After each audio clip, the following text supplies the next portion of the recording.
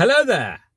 In this video I have a quick safety tip for when you're using a big heavy torque wrench like this, because believe it or not, these things can hurt you.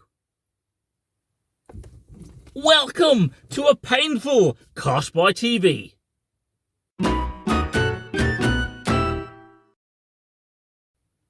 Okay, this safety tip is most relevant when you're doing up nuts very, very tight. This particular torque wrench, for example, goes all the way up to 220 Newton meters. But to get there, you have to put an enormous amount of energy and an enormous amount of effort through the torque wrench. And if while you're doing that, it slips off the nut, you could potentially come a cropper. So let's find a nut on this old car and I'll show you how I'd like to minimize the risk. There's a nut over there. So let's use this wheel nut as our example, and it needs to be pretty tight, so we're going to have to put in quite a bit of physical effort. Now, look at how I'm positioning the torque wrench.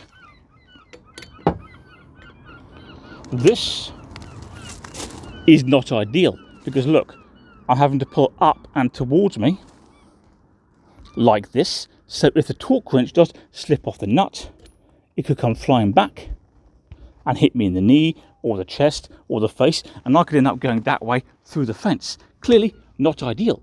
Far safer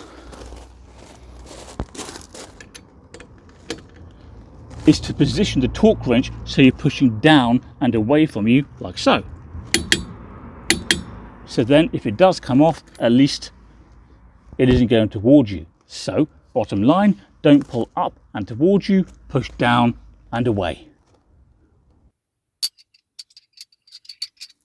Now, if you have any other tips that relate to using a torque wrench, by all means drop them down in the comment section of this video, because you may well help other people out. Also, don't forget to subscribe to Cast by TV for more nut-based shenanigans. Can you also please do me a favour and click like on this video, and I'll see you next time. Farewell!